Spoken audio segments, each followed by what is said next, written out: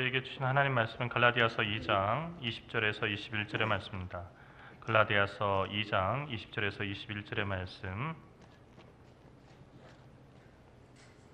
제가 봉독에 올리겠습니다. 하나님의 말씀에 귀를 기울이시기 바랍니다. 내가 그리스도와 함께 십자가에 못 박혔나니 그런즉 이제는 내가 사는 것이 아니요 오직 내 안에 그리스도께서 사시는 것이라.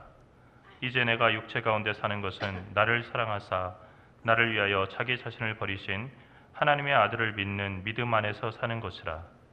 내가 하나님의 은혜를 패하지 아니하노니 만일 의롭게 되는 것이 율법으로 말미암으면 그리스도께서 헛되이 죽으셨느니라. 아멘.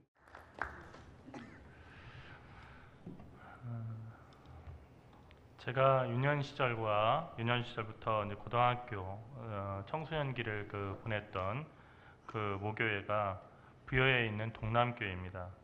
이 동남교회가 사진관 건물을 주일만 빌려서 예배를 드렸는데 그때 저희 집을 포함해서 이제 세 가정이 예배를 드리게 됐습니다. 지금은 이제 대전로에서 가장 규모가 큰 그 교회가 되었지만은 그렇게 세 가정이 예배를 드리다가 교회가 부흥해서 길 건너편에 있는 1층 건물로 예배당을 옮기게 됐습니다. 그런데 그 건물은 이전에 막걸리 양조장으로 쓰던 건물이었습니다. 그래서 예배당 안에 들어가게 되면은 밑에 뭐 돌판 같은 것도 붙어 있지 않고 그냥 시멘트 울퉁불퉁한 시멘트 바닥 대충 부어놓은 그 시멘트 바닥으로 된 그런 그 예배당이어서 먼지도 상당히 많이 났습니다. 하지만 어린 마음에도 예배당이 생긴 게 정말 신기했고 이제는 주일 외에도 다른 날에도 교회를 갈 수 있다는 게 참 신기했습니다. 그런데 어느 날 주일 어린이부 예배를 드리고 있는데 갑자기 뒷문이 딱 열리더니 아주 걸쭉한 목소리로 막걸리 2통만 줘요 라고 이렇게 하는 소리가 들렸습니다. 이 막걸리 양조장으로 쓰던 건물이라서 옛날 그 단골이 여전히 막걸리를 파는 줄 알고 이렇게 온 거였죠. 교회로 바뀌었다고 그 술 취한 아저씨를 잘 설명해서 돌려보냈습니다. 하지만 이후로도 한 1, 2년간은 수시로 예배 때 막걸리를 찾는 손님들을 이렇게 볼 수 있었던 걸 지금도 기억합니다. 술 주자 주님을 찾던 사람들이 오던 그 막걸리 양조장에서 주인 주자 주님을 찾는 교회가 되어버렸고 또 예배를 드리게 된 겁니다. 간판을 붙이긴 했지만 건물은 달라진 것이 전혀 없었습니다. 다만 그 건물에서 하는 일이 달라지니까 예전에는 정말로 많은 사람들의 건강을 해치는 그런 술을 만드는 공장이었었는데 그 건물이 거룩한 장소가 된 것입니다. 하지만 우리가 멀리 유럽에 이렇게 나가 보면은 그 반대의 이해도 있죠. 잘 져놓은 유럽 교회들이 이제는 신자가 줄어들어서 예배당을 유지하기가 어려워지니까 건물을 판매하는 경우가 있습니다. 그런데 그 건물을 판매할 때 여기서 예배를 드리겠습니다 하는 사람들에게 예배당으로 파는 것이 아니고 그 건물 자체를 사기를 원하는 사람한테 막 팔다 보니까 어제의 교회가 오늘의 술집이 된 경우도 있고 또 이슬람 사원이 된 경우도 있어서 정말로 주님께 예배드리는 곳이 저렇게 변했구나 하는 것을 바라보면서 마음 아플 때가 있습니다. 건물의 의미는 건 모양이나 크기에 있지 않고 그 건물 안에 사는 사람이 누구고 그 안에서 무엇을 하냐에 따라서 그 건물의 가치와 그리고 의미하는 바가 달라지는 것입니다. 오늘 말씀은 그리스도인의 자유 헌장이라 할 수 있는 갈라디아서에서 매우 중요한 그 말씀 가운데 하나입니다. 오늘 말씀을 적은 사람은 사도 바울입니다. 그는 바울이라고도 불렸고 또 히브리 이름으로 사울이라고도 불렀습니다. 발음이 상당히 비슷한 것 같지만 사실은 바울이라고 하는 것은 우리나라 한글 성경으로 옮기면서 그렇게 된 것이고 그는 원래 헬라식 이름을 가지고 있었는데 파울루스라고 하는 그런 이름이었습니다. 파울루스와 사울이라고 하는 두 개의 이름을 가진 사람이었고 이것은 마치 우리가 미국에 살아가면서 피터라고도 불리고 그리고 철수라고도 함께 불리는 것과 같은 그런 의미입니다. 이름 자체에서 뭐 대단한 의미를 찾을 수는 없습니다. 하지만 그는 대단히 놀라운 그런 변화를 겪었습니다. 그것은 예수를 믿는 사람들을 박해하던 사람이 하루아침에 예수의 복음을 전하는 사람이 된 것입니다. 이런 바울을 보고 유대의 총독 베스도도 또 그 뭐라고 얘기를 했냐면, 바울아, 내가 미쳤도다. 내 많은 학문이 너를 미치게 했다라고 얘기를 했습니다. 이 베스도 총독은 사도 바울이 공부를 많이 한 사람, 특별히 가말리엘 문화에서 유대 철학과 신학을 공부한 사람이라는 걸 알았습니다. 그리고 그의 유창한 헬라어, 그리고 로마어의 그 실력을 통해서 그 사람이 보통이 아닌 특별한 출생 성분을 가지고 있는 다소 출신 로마인이라고 하는 것도 알았습니다. 그는 로마 시민권자였습니다. 그런데 그를 익숙하게 알던 사람들이 전혀 그를 익숙하게 대할 수 없는 큰 변화가 일어났습니다. 그가 하루아침에 미쳐버린 겁니다. 예수 그리스도에 미친 사람이 된 겁니다. 여러분, 이 변화가 얼마나 큰 줄 아십니까? 여러분, 우리가 예수를 믿는다는 것은 변화한다는 것을 의미하는 겁니다. 우리가 가지고 있는 모습 그대로 그냥 가지고 있으려고 하면은 예수를 믿는 이유가 없는 것이죠. 그러나 사람이 변한다는 게 얼마나 어렵습니까? 사춘기 자녀를 키워보면은 말로 사람을 설득한다는 것은 거의 불가능한 것이 아닐까 하는 생각이 듭니다. 사춘기의 자녀들은 다 탕자가 됩니다. 집을 떠나죠. 부모를 떠납니다. 예쁜 모습 하나도 없습니다. 세상에 온갖 정말로 얄미웠고 그리고 속 썩이는 모습만 다 모아놔도 저렇게 될 수 있을까 싶을 정도로 세상의 악을 농축시켜 놓은 그런 사람이 되는 겁니다. 그러다가 철이 들게 되면 다시 돌아오게 되죠. 굳게 닫혔던 방문도 열리고, 그리고 부모에게 또 미소도 띠고, 또 때로 이야기도 걸고 하는 그런 자녀가 되는 겁니다. 그러나 우리가 살아가는 이 세상 속에서 가까운 가족들하고도 말이 통하지 않는 일은 얼마나 많습니까? 부부면은 정말 서로 눈빛만 봐도 서로의 마음을 알 수 있고 다 통할까요? 의견이 나뉘었을 때 대화를 갖다 오래 하면은 그 부부가 정말로 서로 하나가 되고 서로를 이해하게 될까요? 대화 많이 하는 부부들이 가는 곳이 있는데, 최종적으로 가는 곳이 있는데 서초동에 있는 가정법원입니다. 정말 대한민국에서 대화 많이 했다고 하는 그 부부들, 그래서 거기에 온 그 부부들이 한결같이 하는 얘기가 있죠. 이 인간하고는 더 이상 할 얘기가 없습니다. 내가 정말로 다시 태어나도 내가 다시 이 인간 같은 사람하고 결혼하면은 내 손에 장을 지집니다 하는 그런 사람들로 가득 차 있는 거예요. 대화는 참 어려운 겁니다. 여러분, 그런가 하면은 우리 사회가 지금 양분돼 있는, 탄핵이라고 하는 그 주제를 가지고 양분돼 있는 우리 사회의 모습은 어떻습니까? 서로 양쪽에 이렇게 경찰을 중심해서 나눠져 있는 그분들이 대화를 통해서 서로 합리적인 그 방안들을 선택할 수 있겠냐는 거예요. 내가 믿는 쪽은 무조건 옳고 네가 믿는 쪽은 무조건 그르다고 생각하는데, 이것이 대화를 통해서 해결될 수 있냐는 거죠. 그런가 하면 그 서부지법에 영장을 발부했다는 이유로 폭동을 일으킨 그 사람들을 한번 생각해 보십시오. 정말 거기 완전히 그 무법지대가 되고 또 광란의 그 밤이 이렇게 계속됐습니다. 그런데 거기서 누군가 그것을 말리려고 얘기를 안 했겠습니까? 뉴스를 보니까 경찰들도 이러시면 안 됩니다. 폭력을 쓰지 마십시오. 나가셔야 됩니다. 여기 있으면 안 됩니다. 라고 계속 설득을 했던 거예요. 그런데 왜 그 설득이 말로 설득하는 것들이 이루어지지 않았을까? 여러분, 그것을 보면서 저는 그런 생각을 했어요. 제가 목사로서 제가 주로 해야 되는 일 가운데 하나가 기도와 말씀을 전하는 것인데, 과연 사람이 말씀을 듣고 변할 수 있는 것인가? 사람이 정말로 선한 일을 갖다 알려주고 이게 선한 것입니다 라고 얘기해주면 사람들이 선한 것이구나 하고 그것을 따라갈 수 있을 것인가? 아니면 내가 그냥 생각하고 싶은 대로 다 생각하는 것이고, 그리고 어떤 이야기를 듣든지 내 생각과 다르면 다 거부해버리는 것인가? 여러분 정말 이것은 우리에게 중요한 문제예요. 왜냐하면 남북 통일도 참 중요하고 우리가 세계 평화도 참 중요하지만 이 좁은 나라에서 몇 명 되지도 않는 이 국민들끼리 서로 이렇게 양분이 돼가지고 정치적인 입장 때문에 양분이 돼서 이렇게 서로 대립각을 이룬다는 것은 상당히 심각한 문제이기 때문입니다. 사람이 변한다는 건 이처럼 어려운 겁니다. 어떤 말을 듣고 이렇게 쉽게 변할 것이다. 교회 다니면 다 변한다. 과연 그럴까?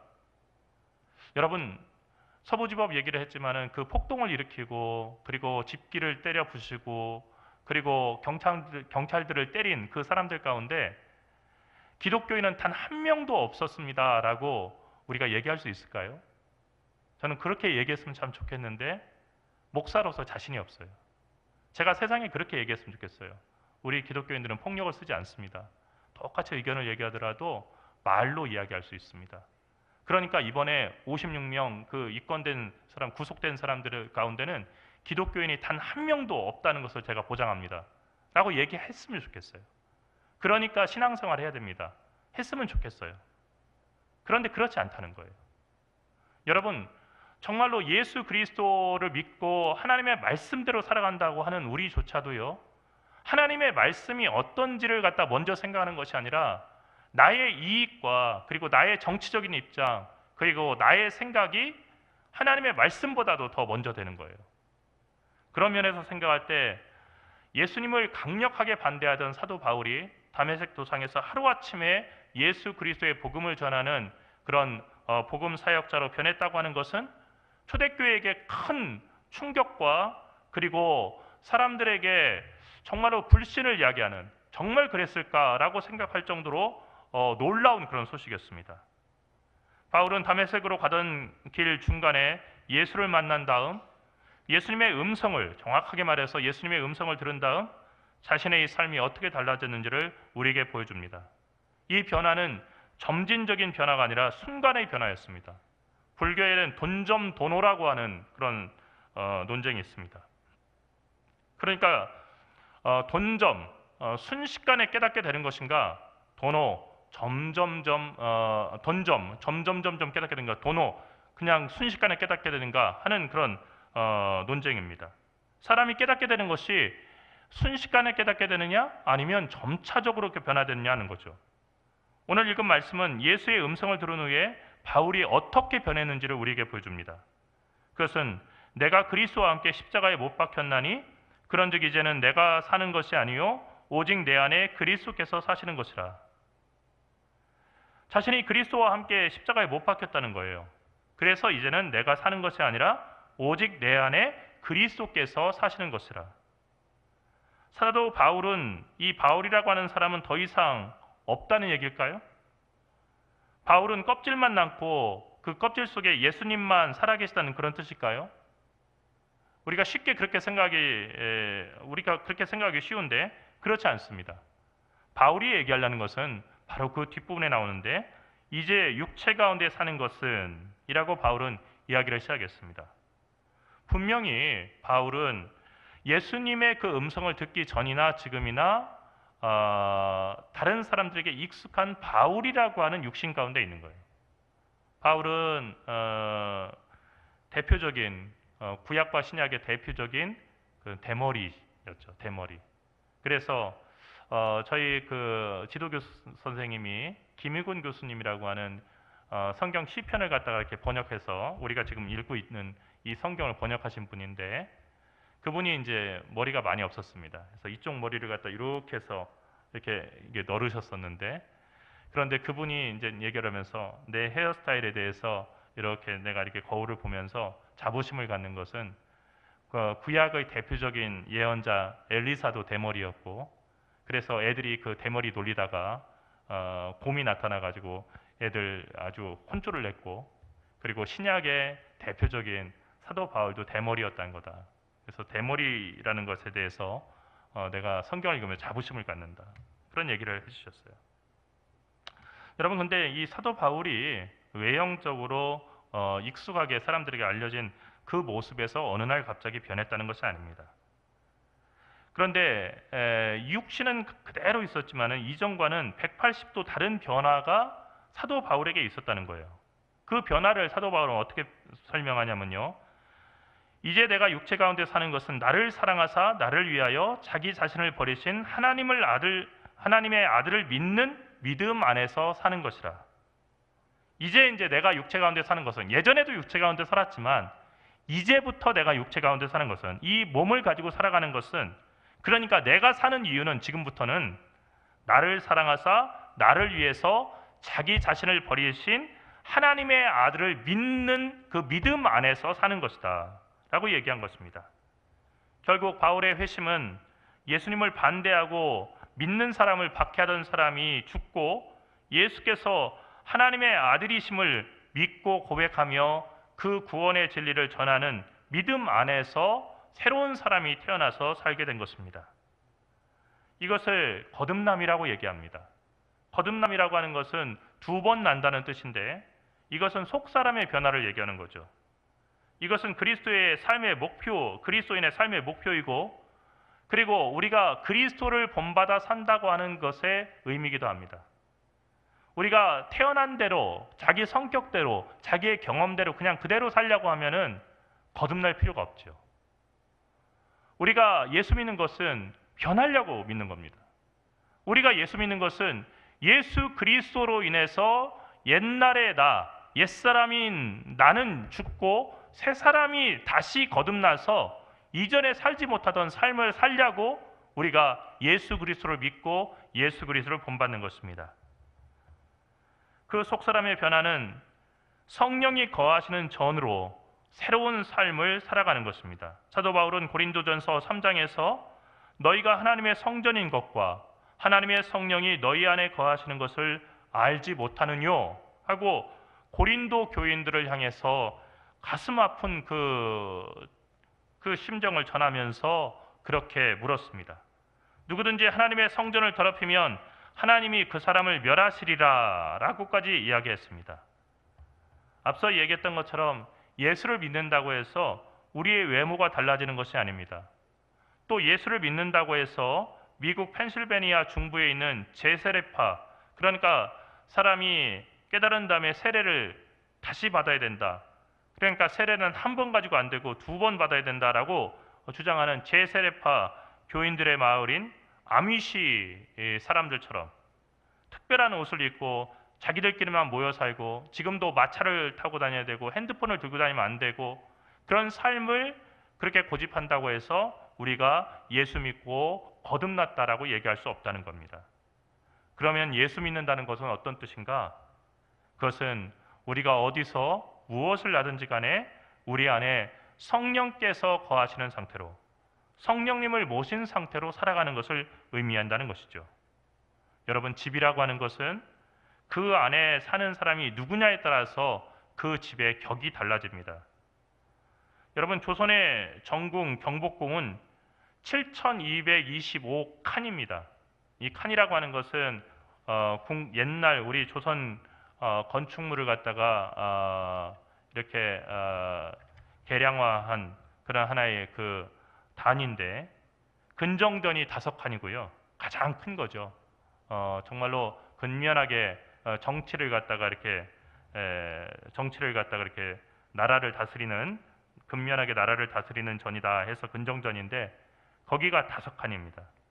또 인정전이 4칸이고 명정전이 3칸, 숭정전이 4칸, 중화전이라고 하는 곳이 4칸, 이런 식으로 해서 합친 칸이요 7,225칸이라는 거예요. 그런데 조선시대에는 아무리 잘 살아도요, 궁궐보다 더 넓고 칸수가 많은 집을 지을 수가 없었어요. 지금은 어떻습니까? 그렇지 않죠. 예를 들어서 삼성이나 현대의 그 회장 가문에서 내가 대통령실보다 더 좋은 집을 져야겠다, 그리고 더 넓은 집 질 거야 하면 질 수 있나요? 없나요? 있죠. 롯데그룹 같은 경우는 롯데타워 가지고 있잖아요. 롯데타워보다 대통령실이 더 큰가요? 그렇지 않죠. 그러나 조선시대에는 아무리 잘 살더라도 궁궐보다 더 크게 질 수는 없었어요. 또 궁궐보다 큰 집을 지었다고 해서 내가 경복궁 경복궁보다 훨씬 더 큰 집을 짓고 거기에 살아가니까 내가 왕이다 할 수 없었어요. 만약에 그렇게 되면은 그 사람은 역적이 되는 거죠. 선조가 임진왜란 당시에 피난을 북쪽으로 떠나서 중간중간 머문 초가집들이 있었는데 그 집은 초가집이라고 할지라도 왕이 머무는 동안 내금 위에 그 군인들이 지키는 그런 궁궐이 됐습니다. 누가 그 집에 사는가에 따라서 그 집의 가치와 의미가 완전히 달라진다는 거예요. 사도 바울은 바로 우리에게 이 점을 얘기하고 있어요. 예전에 사도 바울도 그랬습니다. 그러니까 그가 율법에 철저하게 따라 살 때는 그 사람은 걸어다니는 율법이었습니다. 그리고 모세가 그 안에 살고 있었어요. 모세의 율법을 따라 살아가는 것을 가장 중요하게 생각했고 예수를 미워했던 이유도 뭐냐면 모세의 율법을 경홀히 여기고 그리고 모세를 모독하는 것 같다. 그래서 하나님을 모독하는 신성 모독자다 해서 예수를 미워했고 예수 믿는 사람들을 잡아 죽이려고 했던 겁니다.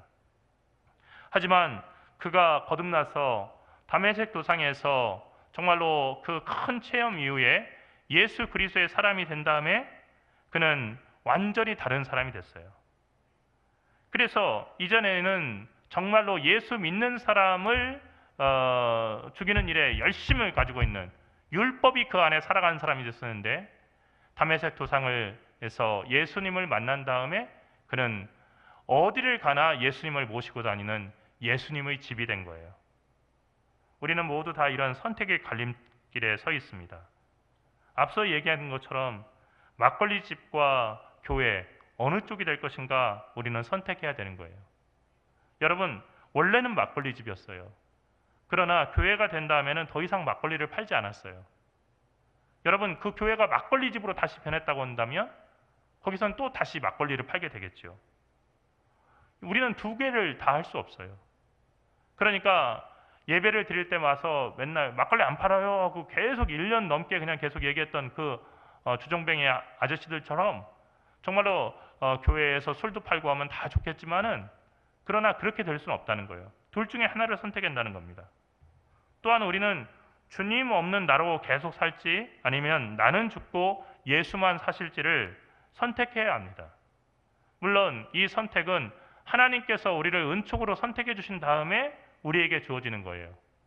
하나님이 우리를 핏값으로 예수 그리스도의 핏값으로 선택하시고 우리에게 은혜를 베풀어 주셨을 때 하나님의 은혜 앞에서 우리는 하나님의 뜻을 깨닫게 되고 사도 바울처럼 하루아침에 변할 수 있는 것입니다.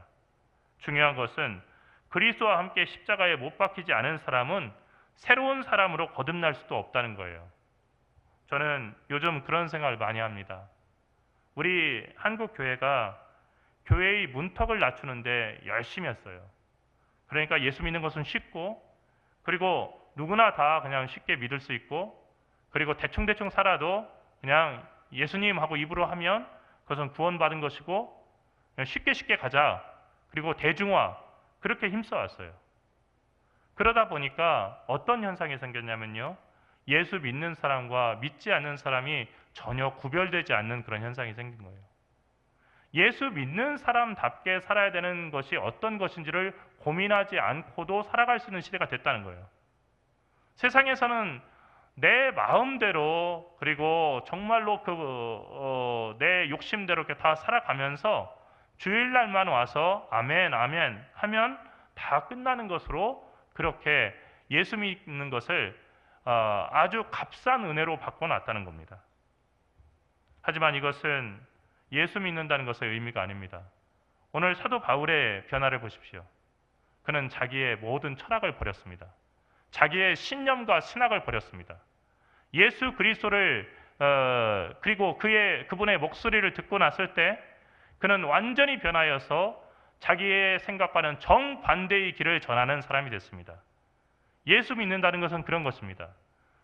이전에 내가 없어지고 오로지 예수만이 내 안에 살아가는 것입니다. 여러분, 한 번 나면 두 번 죽고 두 번 나면 한 번 죽는다는 말이 있습니다. 한 번 나면 어머니의 뱃속에서 한 번 나는 것으로 딱 끝나면요. 우리의 육신이 죽고 그 다음에 그 사람의 영혼이 죽습니다. 하지만 두 번 나면 어떻게 되는 겁니까? 어머니의 뱃속에서 나오고요. 예수 그리스도로 거듭나면 그러면 육신은 죽을지 모르지만 한 번 죽을지 모르겠지만 그러나 영혼은 죽지 않는 겁니다. 한 번 나면 두 번 죽고 두 번 나면 한 번 죽는다 하는 이 말씀을 기억하십시오. 우리가 거듭나지 않는다고 한다면 우리가 아무리 오랫동안 교회를 다녔다고 할지라도요, 오늘 사도 바울과 같은 그런 고백을 할 수 없을 겁니다. 천국은 어떤 사람이 가는 겁니까? 나의 고집과 그리고 나의 생각 그리고 나의 신념으로 똘똘 뭉쳐져 있는 그 사람이 가는 곳이 아닙니다. 그것이 다 깨져버리고 내 안에서 예수 그리스도만이 살아있는 그 사람, 그러니까 그리스도의 향기가 바라고요, 그리스도의 생각이 내 마음을 지배하는 그런 사람만이 천국에 들어갈 수 있다는 겁니다. 여러분, 이 세상에서 예수 믿는 것처럼 우리가 행동하고 생활하다가 저 천국에 가서 결정적인 그 순간에 믿지 않는 사람으로 드러난다고 한다면 그것은 얼마나 불행하고 불쌍한 일입니까? 우리 가운데 그런 사람이 없길 바랍니다. 오늘 말씀을 듣는 여러분 가운데 그런 사람이 없길 바랍니다. 천국문에 이르렀을 때 예수님으로부터 나는 너를 알지 못한다, 내가 알지 못하는 것 같은데 멀리 가라, 떠나가라, 이렇게 예수님의 거절을 듣는 사람이 아무도 없길 바랍니다. 다만 예수님을 만났을 때 그리스도의 향기가 우리에게서 나고 예수 그리스도를 아는 그런 향기가 우리에게서 나서 하나님을 기쁘시게 할 수 있고 또 그리스도께서 기쁨으로 영접할 수 있는 주님의 자녀들이 될 수 있기를 간절히 바랍니다. 지금 나라고 하는 집의 주인이 누군지를 이번 주 남은 시간 동안 생각해 보면서 집주인을 분명하게 정리하는 그런 3일이 될 수 있기를 간절히 바랍니다. 기도하겠습니다. 살아계신 하나님, 은혜와 사랑을 감사합니다. 주님, 사도 바울을 보면서 우리의 회심이라고 하는 것이 너무 껍데기만 변하는 데 집중되어 있었음을 다시 생각합니다. 이 시간 성령께서 우리 모두 가운데 임하셔서 우리의 속사람이 변화되게 인도하여 주시옵소서. 나의 생각과 나의 정치관, 나의 신념으로 똘똘 뭉친 사람이 아니라 오로지 예수 그리스도만이 내 안에 살아계시고 나를 이끄시는 그런 진짜 그리스도인 되게 인도하여 주시옵소서. 사랑하신 예수 그리스도 이름으로 간절히 기도리옵나이다.